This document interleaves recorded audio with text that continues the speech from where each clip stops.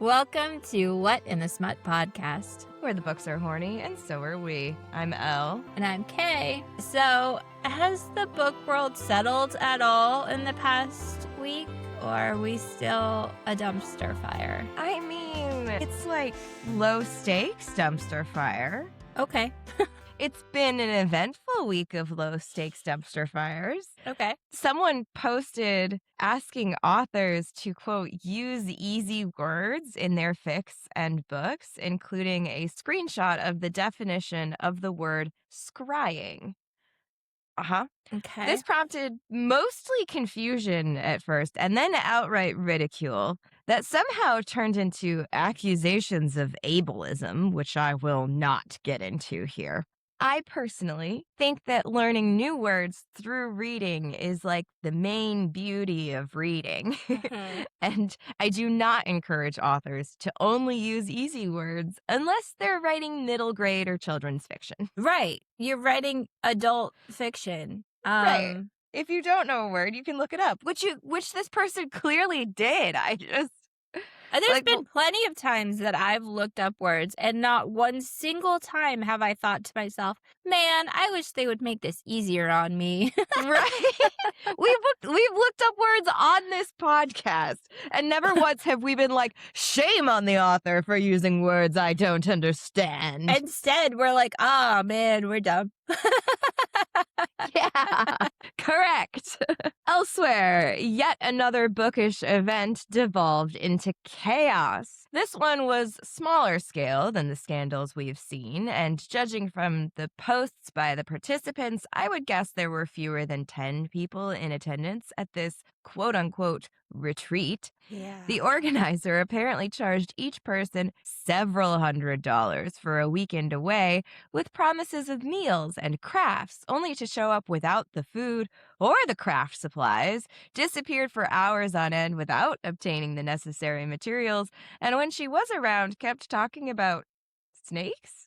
Apparently, she had a breakdown because someone was catfishing her and her DMs got leaked. I am unclear on the specifics, but if you want to experience it firsthand, the organizer has already announced her next retreats.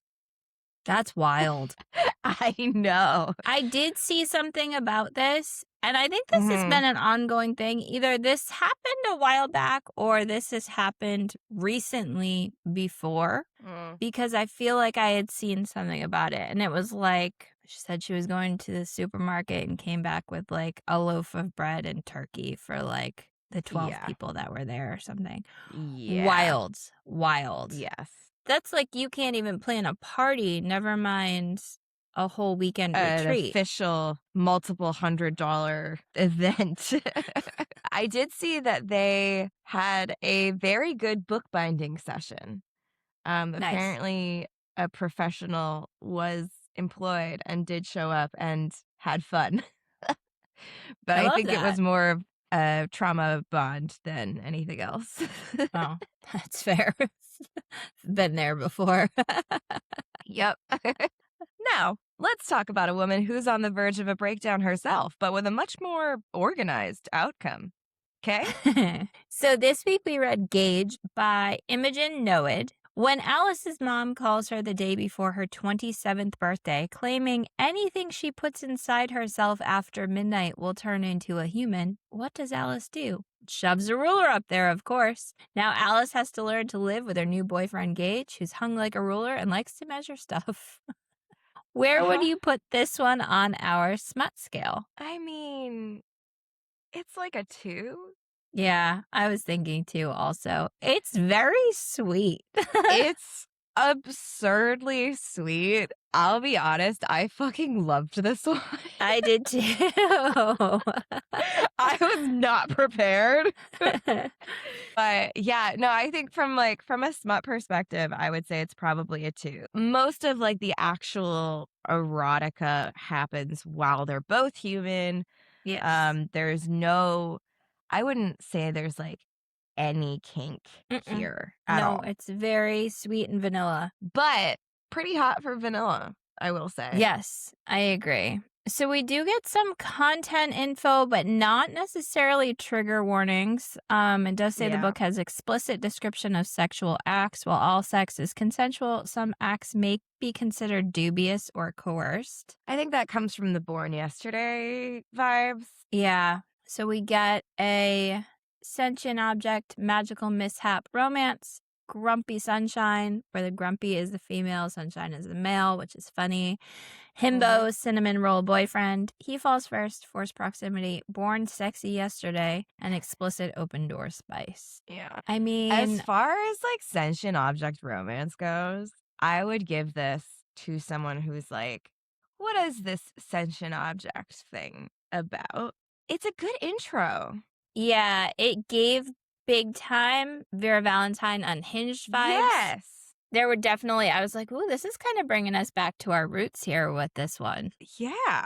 I loved it. And so did the reviewers online. There was a 4.1 on Amazon, 3.7 on Goodreads. There weren't a ton of reviews. A 5-star from Amazon says a delightful romp that definitely measures up. I absolutely adored this book. I need at least 15 more, a movie deal, and a live action series. I would fight someone with my own 2 hands to see her calculator watch dad and her ruler boyfriend interact one-on-one. Thank you so much for this ridiculous little treat. It was fantastic. A 5-star on Goodreads says, amazing. Listen, if you told me I would fall for this ruler turned himbo, very much like Alice and the beginning of this book, I wouldn't have believed you. But oh my goodness, the way I love this ruler turned himbo. This was such a great story. I laughed more times than Gage can count.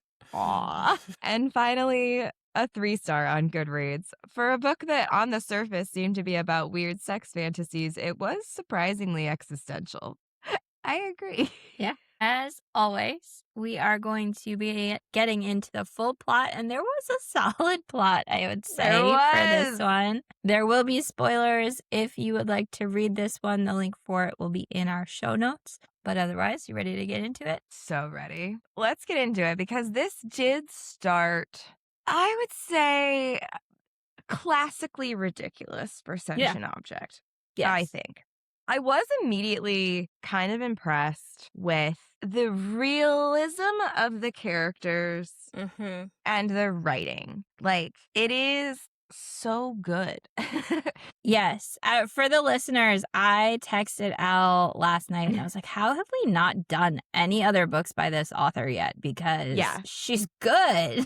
She is so good. So we start with her mom calling. The screen shows mom, all caps, her photo, an ancient selfie from her Taibo phase. Like, already so much information about this woman. Like, it's so well done.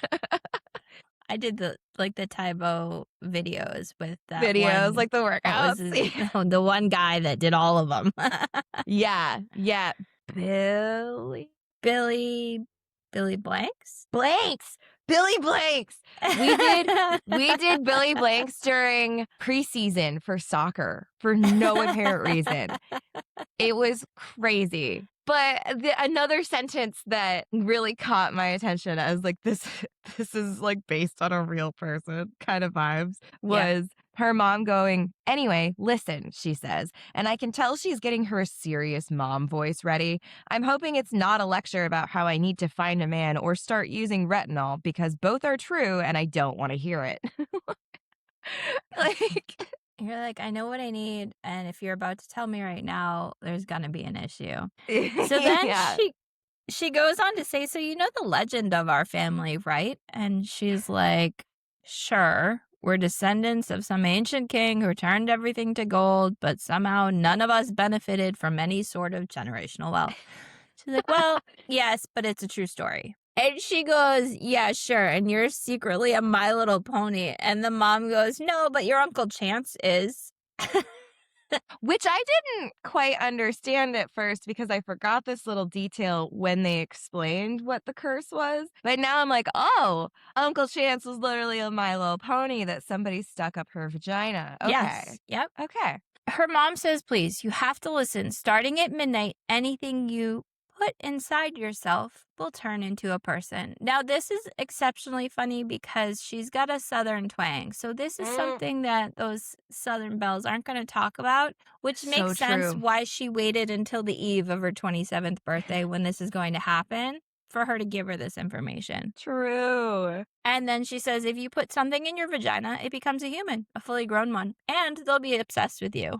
Yeah. And then Alice goes, okay, wow, that's a new one, Mom. And her mom goes, I'm serious. It happened to me and to your grandmother and her mother before her. We also find out that her dad is not the first man that her mom turned into a man. No. I was very impressed with how much thought went into the personality of each of these things. Yes. And like the morality of it also kind of. So we're going to get some basics. It's after midnight tonight. Anything you put inside there will become a person. Alice asks a bunch of follow-up questions and her mom says very specifically, you have to be the one to insert it. It has to be at least 4.2 inches inside of you and it can't already be alive. So those are the rules. How did we land on these rules? Alice wonders, but we'll never get a straight answer. The men that we create, well, the people rather, that we create through this process are not necessarily tied to the person who created them forever. Like, Yes. they won't turn back into an object. They don't have to stay with you to be alive. And like sometimes it just doesn't work out. Yes. She Which had I found said interesting. at one point, like, listen, they're going to be obsessed with you when they turn into a person. However, don't be mean to them. Don't Yeah. like use them for their generosity because they can get tired of it and they will get. It said something about like your grandfather wrote passive aggressive letter poems for Yeah. years because I don't remember. He was a fountain pen, I think. He was a fountain pen. So then she says that her father was a calculator watch, which, like, I've had one of those when I was a kid. That interesting thought process on how that would turn into a man. And she goes, Mom, why the heck would you shove a calculator watch up there to begin with? And she says, I had made some mistakes, chosen unwisely. I thought he'd be good for me. He got me through some tough math classes. And I was right. He became an amazing man. So then they hang up. She's like, okay, yeah, right, whatever. They hang up and she's like, I need some wine to process this. Yeah. Been there. Been there. So then she starts looking at pretty much anything that could possibly be inserted and thinking like, what would that be like as a man? Well, and it's so fascinating because the writing is so good. It's like the silence in my apartment is bleak. It's that type of silence that feels like it reaches into your skull and scrapes out any last bit of sound waves that had the audacity to linger in there. It's just there are alternatively such beautiful pieces of prose that are very evocative, like punctuated with very real, like pieces of a person. So much of Alice's day to day, like, felt like a personal attack because, like, the desk is adorned with 2 monitors, a laptop that has to be levitated or it will melt a hole in the wood underneath it where I learned that, a peripheral keyboard and a mouse, and a mug of coffee I made yesterday but forgot to finish, which weirdly feels like a win for me. I was able to get through the day without a whole pot. Go me! I could have written this! Yeah. So then she Googles Midas vagina curse, which I would love to see what the Reddit threads would look like for that one because woof. So then she starts thinking about like, okay, what would this be? Would the remote come alive as a bland channel flipping dude bro? Or maybe he'd be a really controlling guy who seemed like a good deal at first, only to reveal his original personality was a sort of promotional bait and switch, and his package requires mandatory equipment rentals to function. Like, genius. Incredible. She created a whole personality in 2 sentences, 2 whole personalities in 2 sentences on something that could have gone in that direction, but didn't. Yes, everything looks phallic. Everything has a personality. Even the large glass egg paperweight on my coffee table seems like something I could potentially push into my pussy. My brain conjures up a man made entirely of weird optical distortions, all diffracted rainbows, shifting depths, and undiagnosed, unmedicated ADHD. He'd never stop moving, always restless, always bending light to suit himself. Like, I'm obsessed. This was my favorite line of the whole book. Huh? She looks in the mirror and says, "You do not have a twat of transmutation or whatever," I inform my face. "You are not cursed. You are a mildly educated woman with a 401k and a negative net worth." It's so good. There were And several times that made me laugh out loud while I was reading this book. Yep.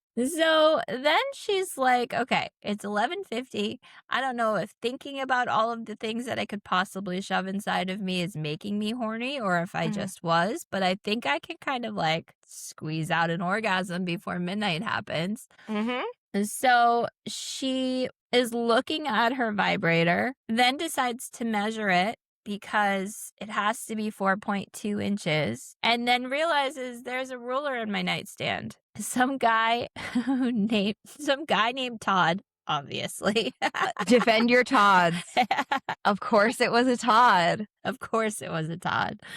Some guy named Todd I met at a bar who said he was, and I quote, hung like a literal ruler. He wasn't. He was closer to the 6-inch mark, which, to be fair, is above average, at least in my experience. Hilarious. Incredible.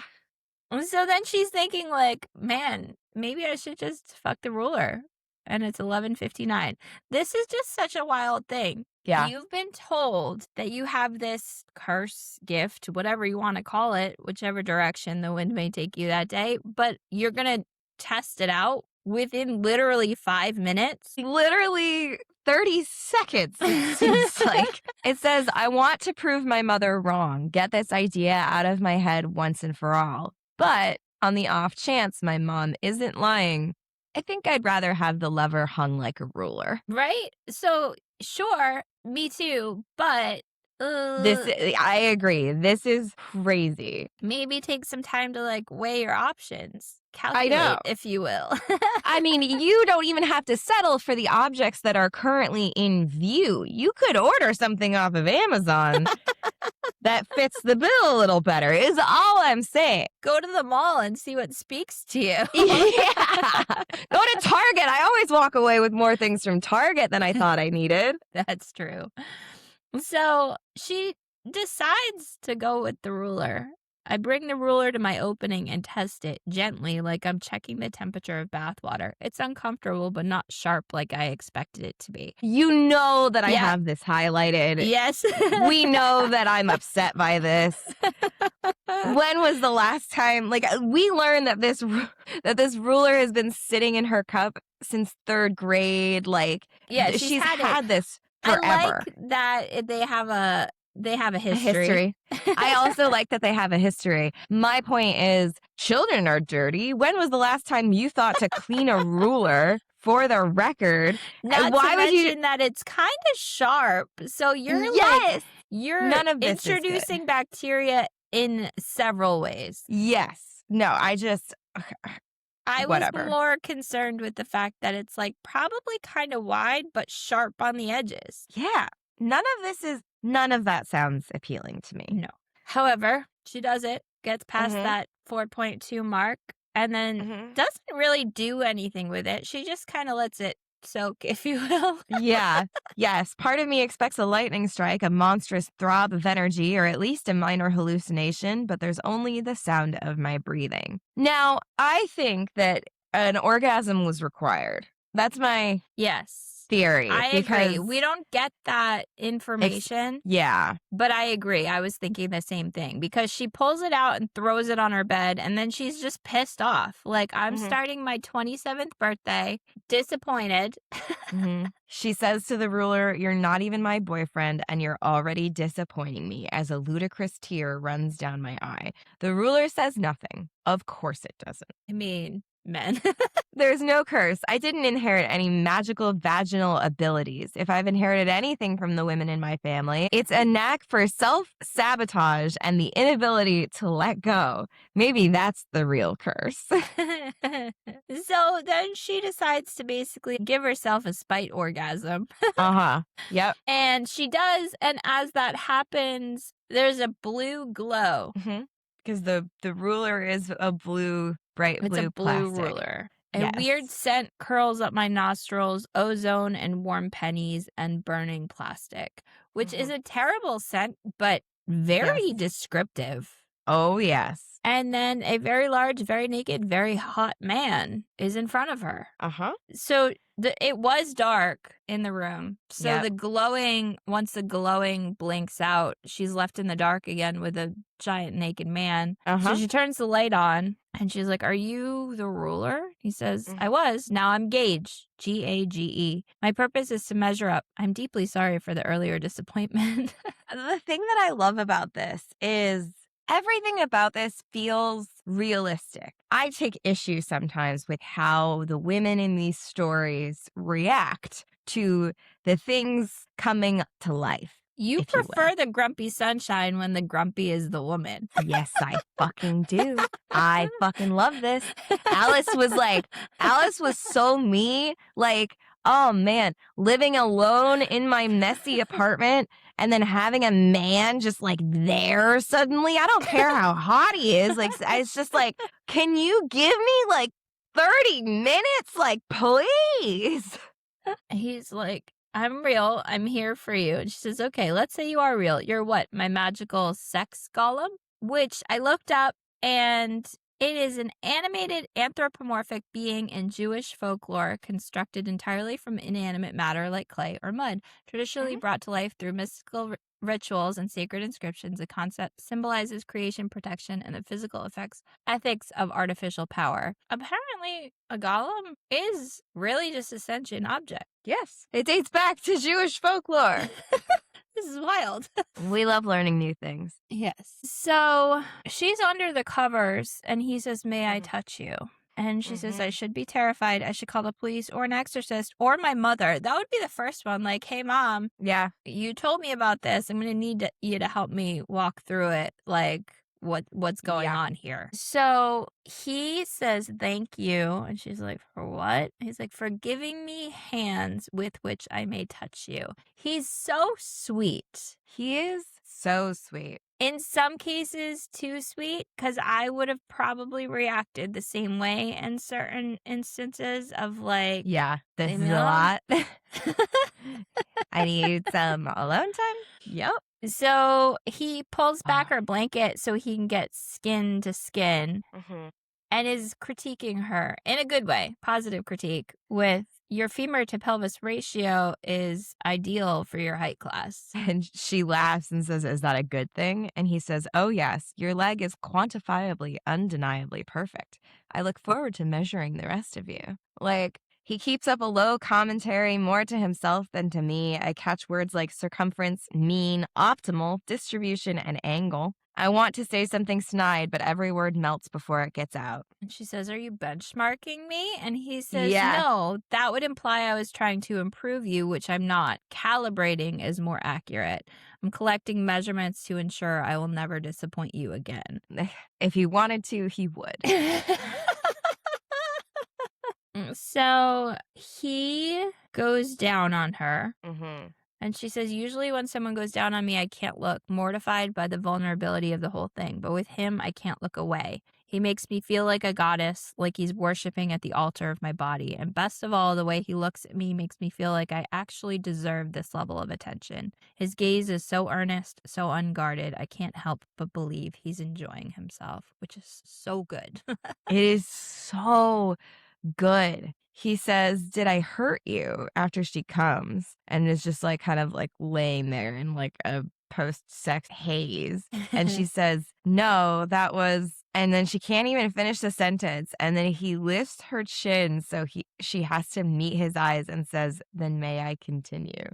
Like, So then we get, I look at his dick and it's absurd. Not Uh-huh. monstrous, not cartoonish, just a foot of perfect symmetrical cock, lightly veined and flush. It's as if a math prodigy custom ordered it for aesthetics and function and then doubled it just in case.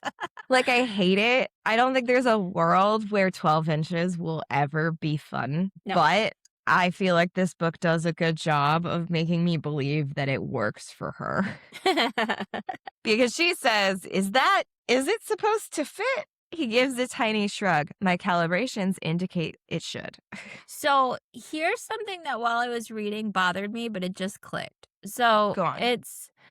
he takes his time easing in centimeter by perfect centimeter. So we go back and forth between inches and centimeters, Yeah. which I was like, come on, pick one. And then I'm like, Yeah. wait a minute, a ruler has both on there. Mhm. So okay, I'll allow it. Because Yep. while I was reading, I'm like, come on, pick one. What are we doing here? We don't really work with centimeters, but Yeah. it's got both. So that's funny. He watches my face the whole time, checking for even a hint of pain. It doesn't hurt. Somehow it fits. He was telling the truth. And I love like, it. yep, every motion, every sound, every measured increase in pressure is designed to unravel me. His hands are everywhere, charting the length of my spine, the span of my ribs, the hypersensitive slope behind my ear. Like, it is so well done, like keeping his personality front and center while also somehow making it sexy Yeah. is It's like impressive. sexy Rain Man. Because as he's saying to himself, temperature spike, contractions, 7 seconds. So, like, he's saying things as they're occurring to him, cataloging Mhm. everything. Gives her multiple orgasms. Love that for Mhm. her. Raw, unvarnished flattery punctuates the measurements. You are so, so beautiful, perfect in every measurable way, quantifiably flawless. His praise hits me harder than his dick. Incredible. So he finally comes, which gives her another orgasm. Mhm. And then she says, "You're amazing." And he says, "Then I have served my purpose." And then she falls asleep. Mhm. He's just watching her, which in some ways I find sweet, and in other ways I don't. So this is the first time we get his perspective. Yes. This is chapter 7, and this is the first time we see from Gage's perspective, and it is fascinating. Like, Yes. we get a description of her. Her hair is a coppery sprawl across the pillow, and strands snare in the damp sweat on her forehead.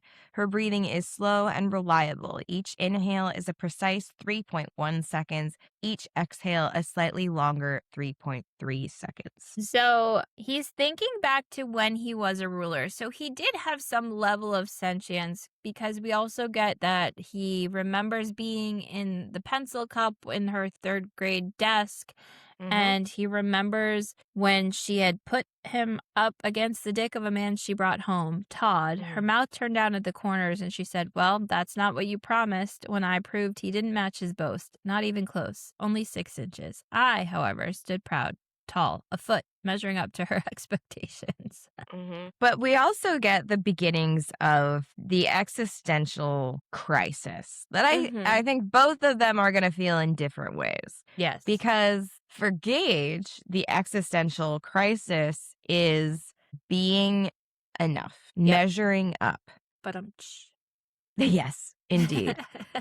And he opens the drawer where he lived for years, and staring back at me is the sleek vibrator sitting in its custom molded cradle, pompous in its ability to bring her pleasure. If this thing ever walked upright, it would be an arrogant, tailored, suited man, the kind who writes self-help books and never once doubts his own perfection. She didn't pick you after all, I whisper, turning the vibrator over. She picked me. It's not rational, this spike of jealousy. Still, the vibrator's silence is smug. I imagine it sneering at me the way only an object with a single job can sneer.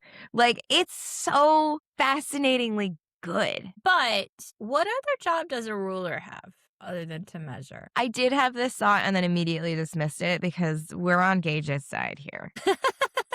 That's fair. So he's thinking, I will not be set aside, not by her, not again. I will not come up short. I close my eyes and run through all the ways I can make her life better. So he slips out of bed and he starts going about trying to make her life better. She Indeed. wakes up and the side of the bed is cold and there's no one in Made. it. And Yep. she's like, ah, man, did I just dream all of that? Mhm. Every inch of my body hurts in the good way, like I ran a marathon and celebrated by getting hit by a bag of dicks. So good. So good. That's the other thing that I think this book does really well is that they have such different personalities and that comes out in the writing too. Yeah. Like Which is in a hard to do. It is so hard to do, giving them their own Yeah. thought processes and giving them their own language and vocabulary. Like Imogen does a fantastic job here with this. Yeah. I'm just so 100%. impressed. So Alice hears something from the living room Mhm. and she sees him standing there, still naked because he doesn't have any clothes yet, measuring the coffee table with a tape measure. I Mhm. don't quite understand why he's measuring everything. He does seem to Mhm. be cleaning her apartment as he goes, which I both love and hate at the same time because I don't want somebody Right. to come into my apartment and clean it, but also I do. But if I want them to come in and clean it, it's because I invited them to come in and clean my apartment, not just a I naked man. agree.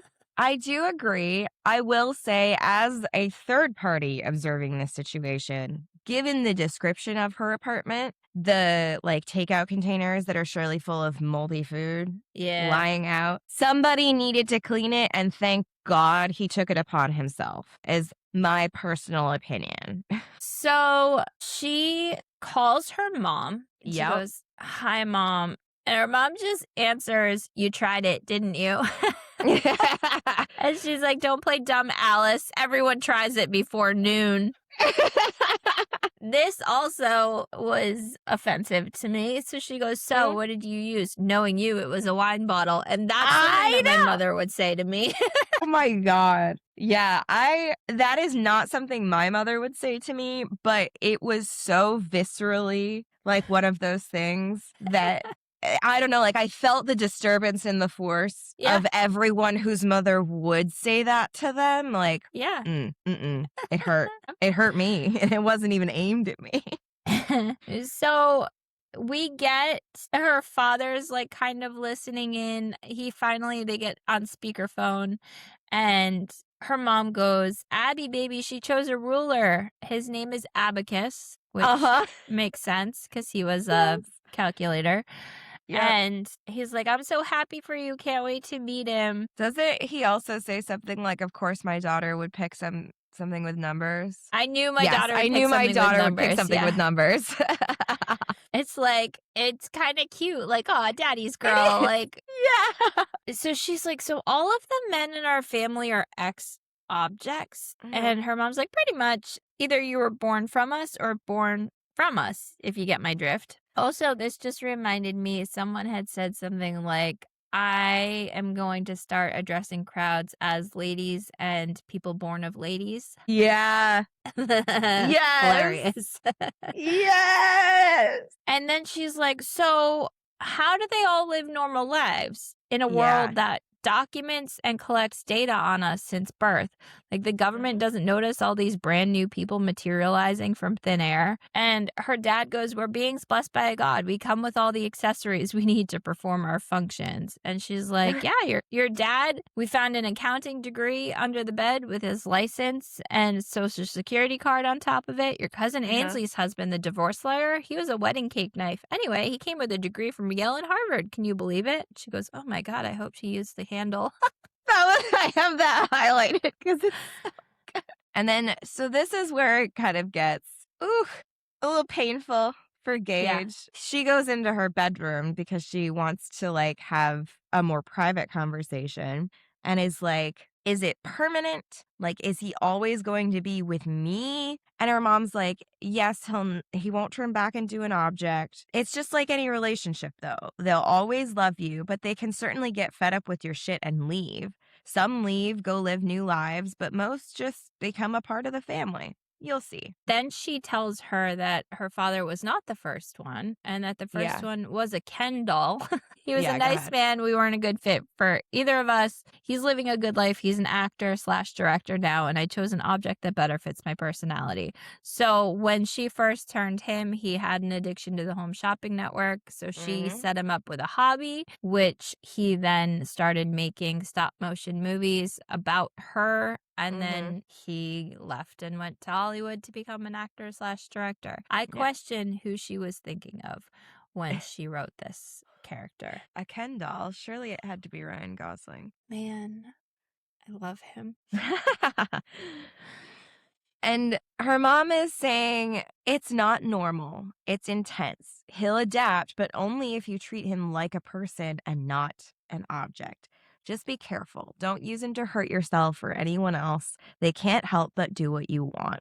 And Alice is like, so I'm responsible for him forever? Like, what if I mess it up? What if he gets bored or angry or turns into a serial killer? And her mom says, they don't go bad, honey. They get weird. They get lonely. What's he doing now? And she says, he's reorganizing my apartment and measuring everything. And her mom goes, that's good. Let him. They crave purpose. But her mom says, give it some time, sweetie. I bet you chose wisely. So Gage did hear her say, "What if I want out?" Yes. The other thing, though, that I also really liked that was very reminiscent of Vera Valentine and Unhinged was her mom saying, listen, Alice, it is a literal gift from a god. Dionysus felt bad when King Midas turned his daughter into gold, so he gave all the other female descendants this gift. The gods didn't feel guilty often back then, so we should all feel quite blessed. It's only a curse if you view it that way. Like, a realistic origin Yeah. of the curse of the ability, if you will. You hear that a lot. Is it a gift or a curse? Mhm. So it is all about the perspective on the way that you want to perceive the situation. So Gage is starting to feel like, oh no, I'm not going to measure up. Mhm. He has been making notes in a notebook. My life's Mhm. purpose to please and care for Alice. How to fulfill my life's purpose. 1, be useful, clean apartment, cook meals, fix whatever she breaks. Love a man that can fix something. 2, be fun, make her laugh, watch her shows, play the games she likes. 3, be fuckable. Important, and this is underlined. It's very Methodical. yes. Yeah. Mhm. So now Gage does not know what will happen to him if Alice decides she doesn't want him anymore. Yes, he could not hear the other side of the conversation. No. Would I disappear, shrink back into the ruler, plastic and hollow and forgotten in the drawer? Or would I just be alone in the apartment, waiting for her to come home, counting the seconds like a prisoner? I want to never leave. I want her to need me the way I need her, desperate and total. No air between us. I can do better. I have to do better. And then he writes at the top of his notebook, must not disappoint her. If she leaves, I will be nothing. And what is interesting about this is like I started to get stressed out by him at this point also. Yes. Because like there is nothing more stressful than being like the sole reason for someone's existence. Yeah. Like, and like it is sweet at first, but that is so much pressure to Yeah. put on a person. And like, she's gonna come out and she's like, he's like, did you resolve your emotional conflict? And she goes, working on it. So are you going to measure everything in the bedroom now? And he goes, yes. If you prefer, I work somewhere else. Please direct me. And this is kind of like the beginning of like a day where she's gotta work. She works remote. She's gotta work on this deck for this PowerPoint presentation for a big meeting that she has coming up today. And he's just there. And whenever Mhm. she says, like, you could just chill, like you could just relax, he like takes it as a directive, but can't deal with it. He can't sit still. She's like, just give me a minute. And he's like, 60 seconds. And she's like, it's just a saying, just like, give me a minute. Let me tell you, this one hit me hard because Uh-huh. as someone with 2 small children, Yes. we'll do it in a minute. Okay. it's been a minute. I'm like, Yep. oh, I didn't mean 60 seconds exactly. I meant Yes. a period of time where I am taking a break.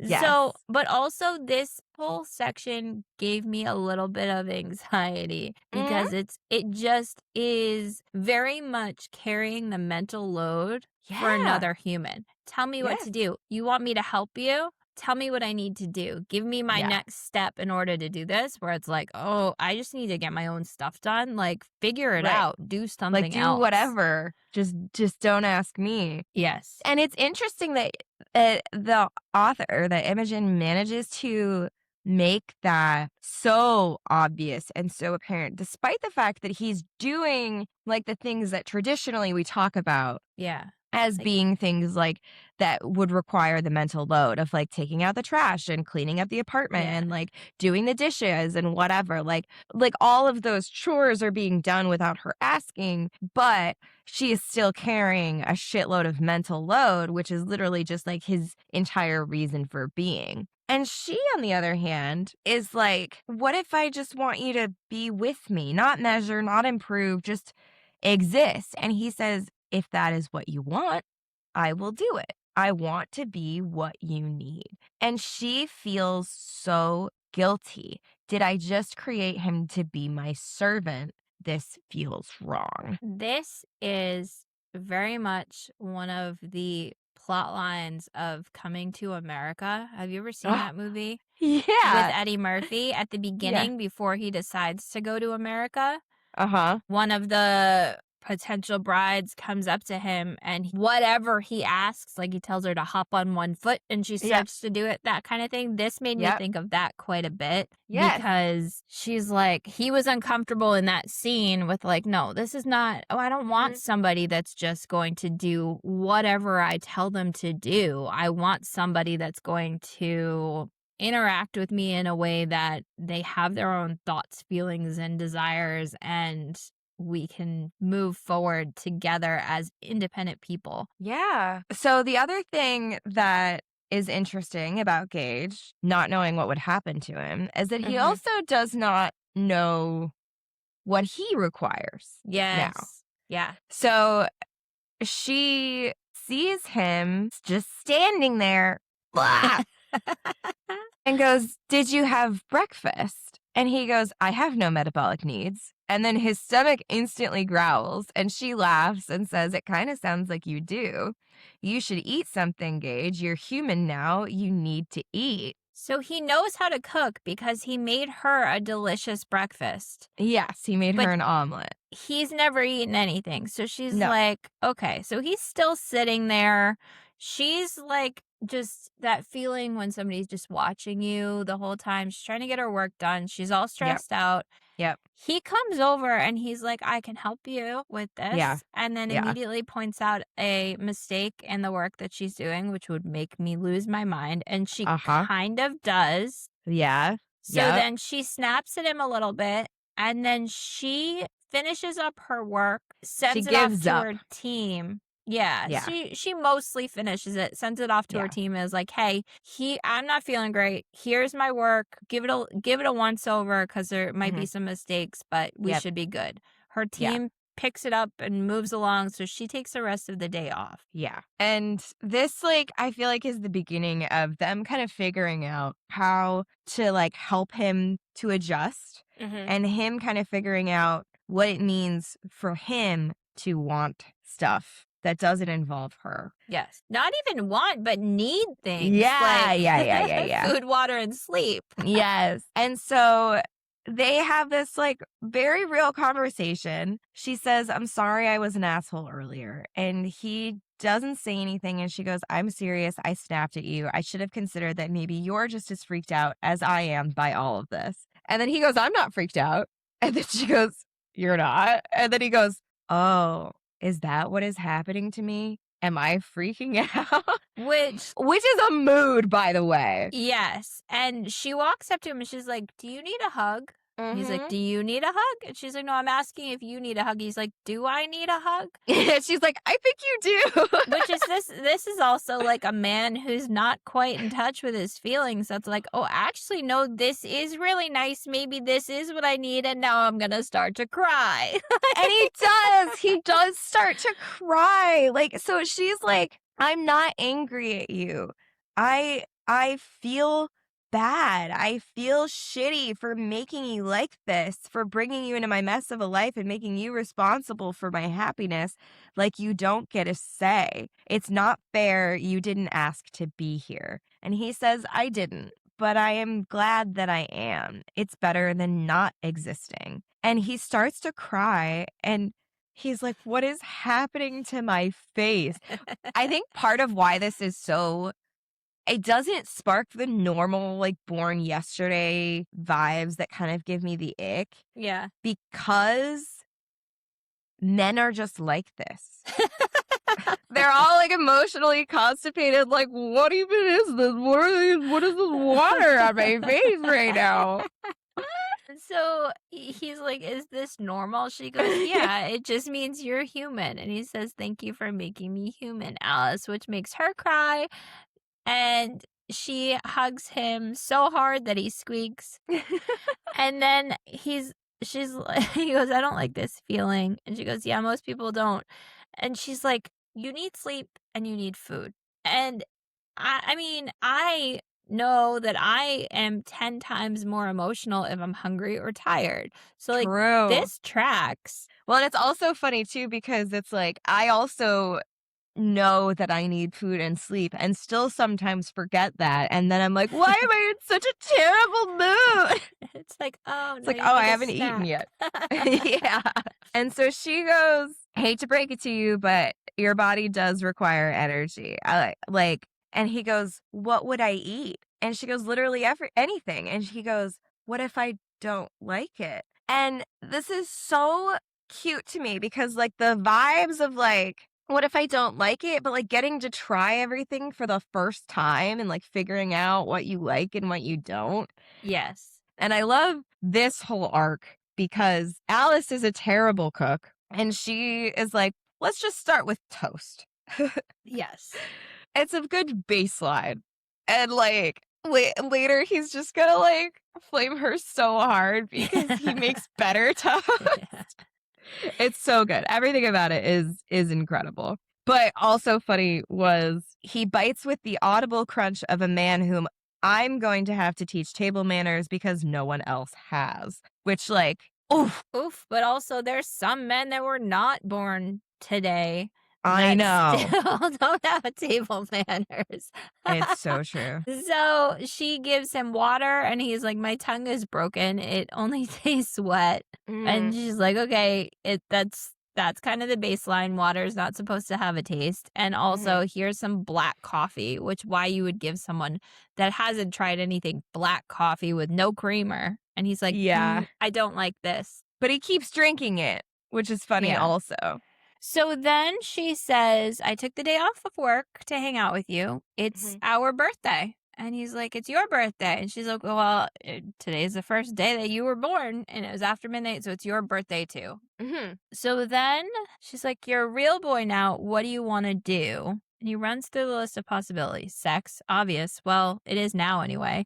Measuring things, already did Mhm. that. Making more toast, appealing but repetitive. And he says, "Can I try things I've never tried before?" And she's like, "Well, that's kind of the whole point of the day today. Yeah. Yeah, let's do that." And Yep. he says, "I would like to eat cake." Yes. Now, Which is adorable. so this whole time he's had an erection. True. And she goes, "You want me to teach you how to take care of that?" Yeah.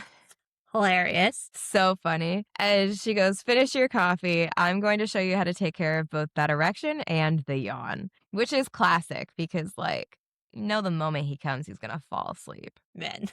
Men.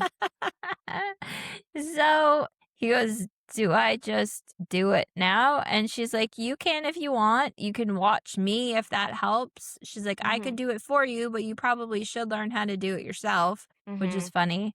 So they do like a mutual masturbation. He Yeah. thinks it lasts exactly 2 minutes and 13 seconds. Mhm. When the orgasm hits, it's like being electrocuted. I come so hard, I see blue. So bright, I worry I've returned to my ruler state for a moment, Very which is a funny. nice callback. Mhm. And then she continues, and then it took her exactly 3 minutes and 11 seconds. That was most efficient of us. And so then he falls asleep. And she thinks, if you think that was amazing, wait till you try cake. Mhm. So he wakes up and he hears noises in the kitchen. She got 14 cake mixes Mhm. and every frosting they had, which 12 frostings, and he does the math that says that's 168 cake and frosting combinations. And she goes, I figured we could make a bunch of cupcakes and try out all the combinations, which I kind of love. Yeah. No, this is genius. This is fabulous. I also liked that when he sees her, she's changed. So instead of wearing shorts, she's wearing a hoodie and some pants. It says, disappointment that her nipples and legs are now chastely covered makes me wish she would give her clothing sentience just so I could fight it, which made me laugh out loud. And so she's like, I'm a terrible cook. And he's like, baking is just following rules. I can help. I'm very good at measuring and following rules. And she's like, yeah, Yes. kind of your whole deal.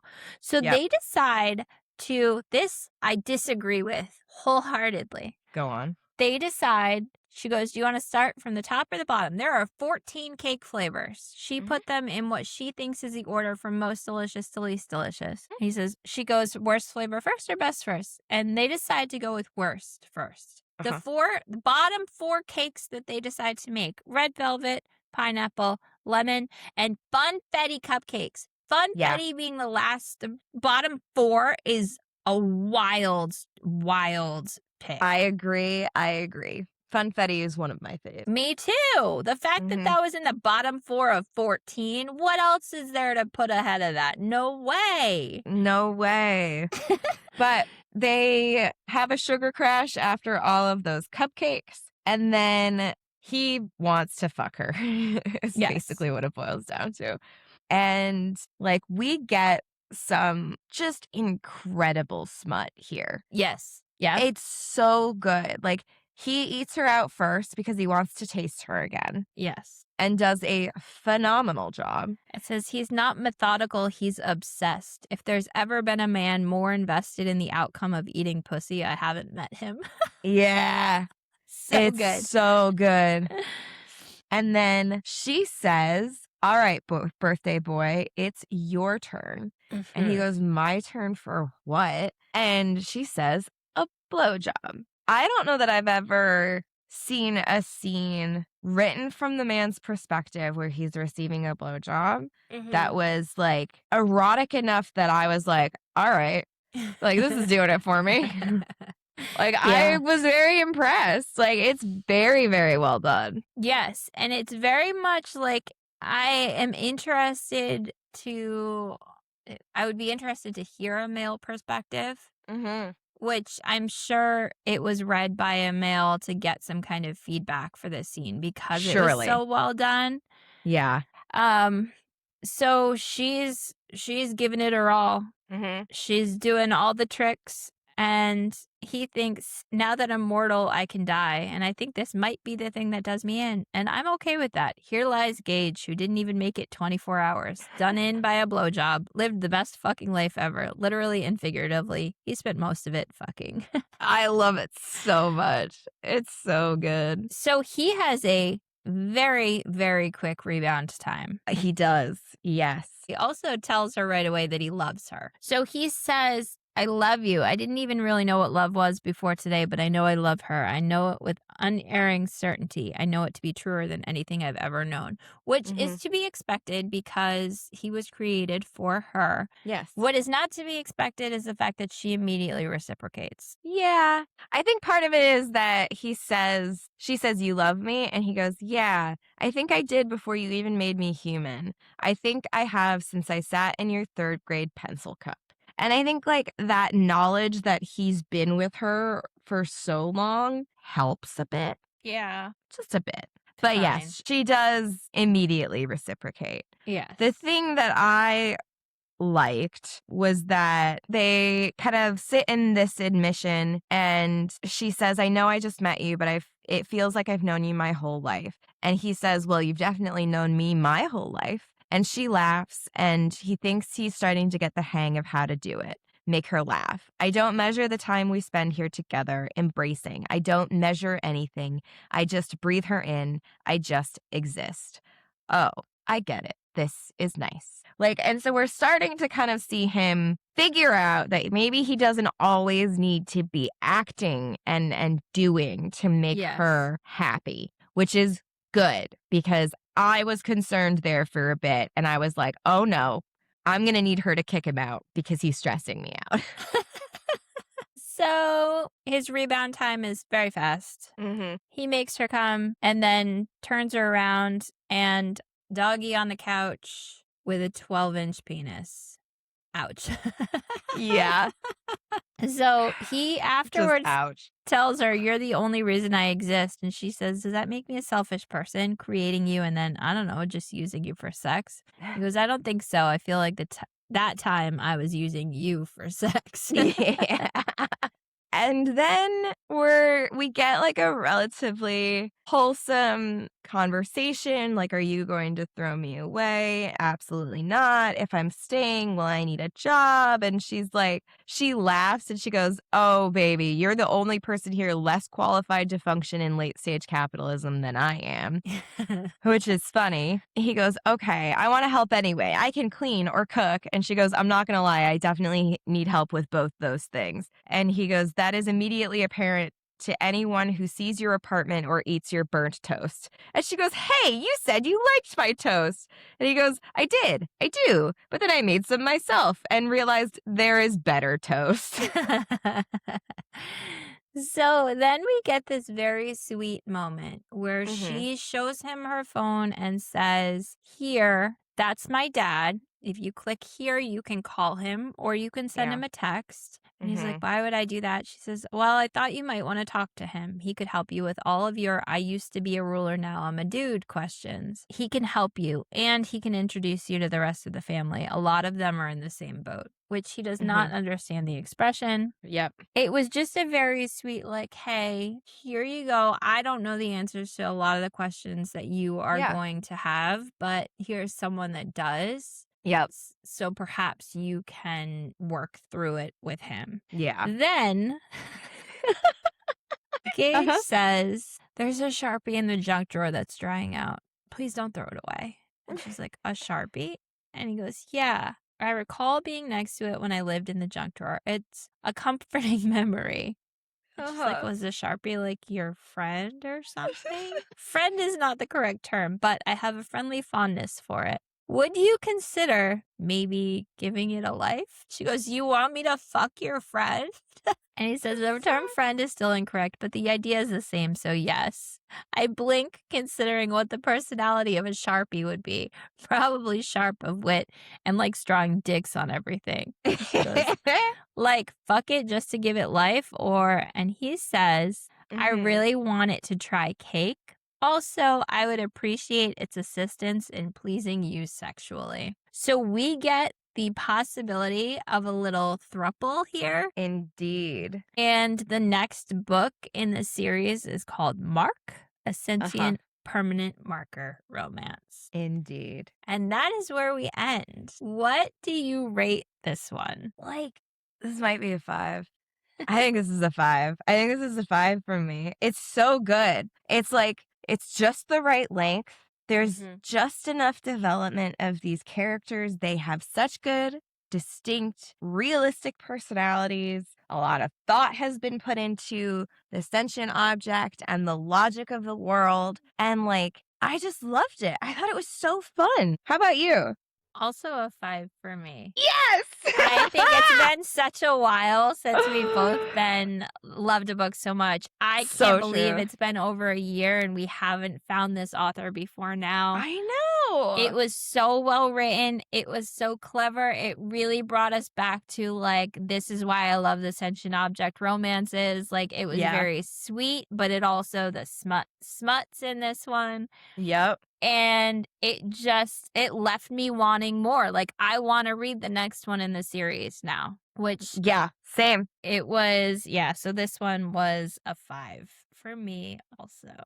Okay. It's time for my favorite part. So Who for did you cast? Alice, I went with Daisy Edgar Jones. Ooh, an up and So coming actress. kind of, yeah. Isn't she also in the new Sense and Sensibility? She is in, Yeah, she is. yes, Sense and Sensibility. Yeah, I don't know. When I was looking for, like, she very much is a Daisy, but she also very much could be an Alice.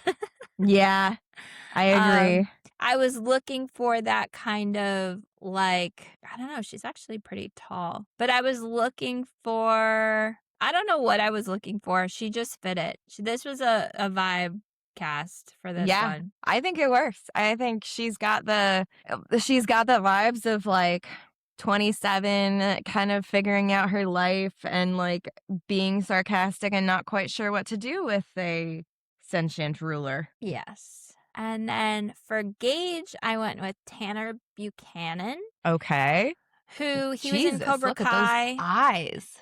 Yeah, he's got beautiful eyes. He was Wow. in He's All That, which I just recently rewatched on Netflix the other day. He's been in a bunch of things, Designated Survivor, a lot of like kind of family friendly kind of Sure. like Fuller could be his House and Girl breakout. Meets World and all of those. But yeah, so Tanner Buchanan, he was just ended up on a list somewhere that I was like, oh, no, that's my Gage cast for this I one. He's got the love it. dark, like, kind of floppy hair. And This works. just gorgeous eyes. And he's same age group, too. He's 27. So, Perfect. oh, I didn't realize he's short. He's only 5'8".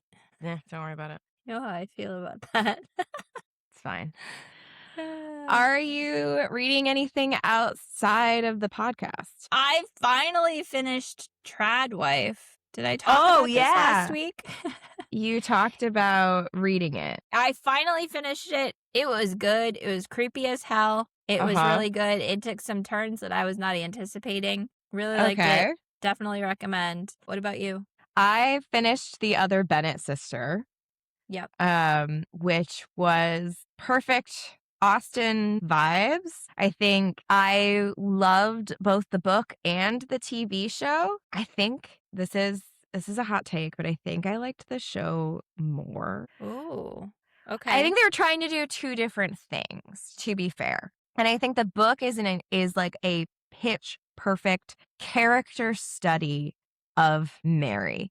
And I think it is so, so well done. And you get a lot more of like, because it's a book, you get more of her internal thoughts, you get more of her conflict, you get more of her life. And like the show tweaks some things for the purposes of visual enjoyment. And I think for the people who are there to kind of also see more glimpses of her sisters. The show also does more dramatic interpretations of like closure with her relationship with her sister, with her mother. Like the book is much more quiet and much more understated and very Austen. And I think it does it very well. But like if you're looking for a little bit more drama, the show is not going to lead you astray.